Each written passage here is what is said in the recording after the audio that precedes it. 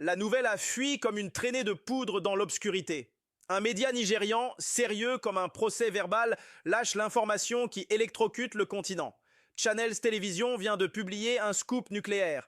La Fédération nigériane de football, NFF, a déposé une plainte officielle, lourde comme une sentence, au siège de la FIFA. L'objet, une demande d'enquête sur l'éligibilité de certains léopards de la RDC, un mot anodin en apparence, un mot assassin en réalité, le genre de mot qui annule des buts, efface des victoires et réécrit l'histoire à coups de tampons et d'articles de règlement. Le paysage était pourtant figé. Le dernier sifflet des qualifications pour le mondial 2026 avait retenti. D'un côté, la RDC de Sébastien Desabre, solide, implacable, avait verrouillé son billet pour les États-Unis, le Mexique et le Canada. Le retour à la Coupe du Monde après 41 longues années de disette. Une épopée, une fierté nationale ressuscitée. De l'autre, le géant nigérian, à terre. Les Super Eagles, pourtant hérissés de stars mondiales, avaient sombré. Le jeu était pauvre, les résultats médiocres, l'espoir envolé. À Lagos et Abuja, la colère grondait, exigeant des têtes. On pensait le livre fermé, on pensait que la vérité du terrain était sacrée, intangible. On avait tort. Le Nigeria refuse de mourir, il refuse la honte de l'échec. Alors, il sort une carte maîtresse, une carte vénéneuse, glissée sous la table, le recours administratif. Ce n'est plus du football, c'est un coup d'état sportif, c'est un braquage à l'italienne planifié dans les couloirs aseptisés de la FIFA. Leur argumentaire est d'un cynisme tactique magistral. Ils ne contestent pas la supériorité sportive des léopards. Ils visent plus bas, plus vicieux. Ils attaquent la légalité administrative de leur armée. La RDC, comme beaucoup de nations africaines, puise sa force dans sa diaspora. Ces binationales, nés ou forgés en Europe, qui choisissent de verser leur sang pour la terre de leurs ancêtres. Une force immense, un cœur qui bat au loin. Mais c'est aussi, le Nigeria le sait mieux que quiconque, son talon d'Achille bureaucratique. Pour qu'un joueur ayant porté les couleurs d'un pays dans les catégories jeunes, un maillot français U19, une sélection espoir belge, puisse revêtir celui des léopards, il faut franchir un parcours du combattant juridique.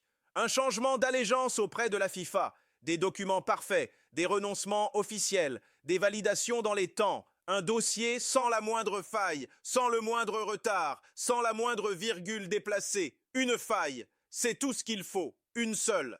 Et le Nigeria prétend l'avoir trouvé. Dans les fuites, on chuchote un passeport obtenu un jour trop tard, un conflit avec l'ancienne loi congolaise, techniquement hostile à la double nationalité, un tampon manquant, une signature illisible. Peu importe le détail, c'est leur arme. Imaginez l'impact. La sanction, si la FIFA donne raison au Nigeria, est automatique, mathématique, impitoyable. Match perdu sur tapis vert par forfait 3-0. Maintenant, faites le calcul, catastrophe. Si la RDC se voit retirer 6 points pour 2 matchs où un joueur inéligible est apparu, l'édifice s'écroule, la première place se transforme en chute libre, et dans ce chaos administratif, qui renaîtrait de ses cendres? Le Nigeria. Rescapé par la grâce d'une procédure, qualifié sans avoir remporté le match décisif sur la pelouse. C'est un hold-up, un vol à l'arraché de l'histoire. Mais le génie machiavélique, ou le désespoir absolu du Nigeria, c'est le timing. Lâcher cette bombe à 5 petits jours du coup d'envoi de la CAN 2025 au Maroc. L'atmosphère devrait être à la fête, au chant, aux rêves partagés. Désormais, elle est à l'empoisonnement. Comment les léopards peuvent-ils se concentrer? Comment Chancel Mbemba, le capitaine, peut-il galvaniser ses troupes pour un drapeau qui pourrait leur être retiré des mains par un fax de Zurich? Le doute, ce virus, s'instille dans chaque esprit. Chaque joueur binational se pose la question torturante. Suis-je, moi, la faille? Le Nigeria joue un poker menteur. Il mise tout sur la dislocation mentale de son rival avant même l'affrontement sportif. C'est de la guerre froide sur fond de pelouse verte. Pour le Nigeria, c'est l'aveu d'un échec cuisant. Un géant à genoux qui préfère brandir le code du sport plutôt que de se relever avec ses crampons. L'image des Super Eagles, cette équipe légendaire qui faisait vibrer le monde, se ternit. Ils deviennent l'équipe des avocats, des procédures, du tapis vert. Mais dans les rues de Lagos, un espoir pervers renaît. Les calculs recommencent. Et si les supporters, avides de mondial, murmurent que l'histoire n'enregistre que les noms des qualifiés, jamais la manière. La fin justifie-t-elle les moyens? Le géant humilié est prêt à tout pour sauver les apparences. À Kinshasa, c'est un séisme. La ferveur se mue en fureur. On crie au complot. On dénonce la main noire du géant anglophone qui voudrait étouffer le réveil du géant francophone. La fraternité africaine vole en éclats sur les réseaux sociaux sous un déluge d'insultes et d'accusations. Et une question terrible plane. Si les accusations sont fondées, quelle faute impardonnable de la fédération congolaise FECOFA?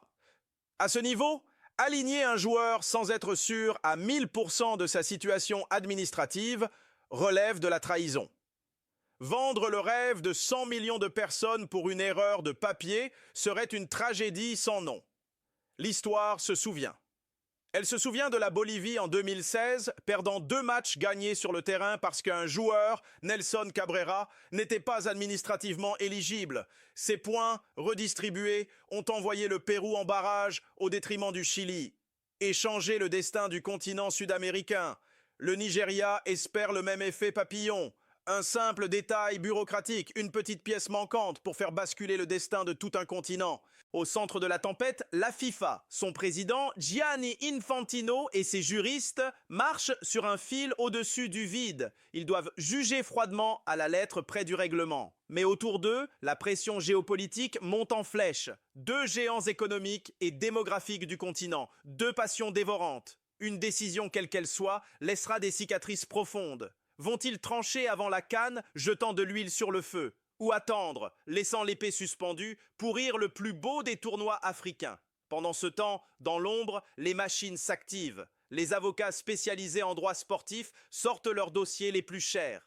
Les fédérations engrangent les preuves, les contre-preuves. Les diplomates s'échangent des coups de fil feutrés. C'est une guerre d'experts, de dates de validation, de scans de documents, de clauses obscures.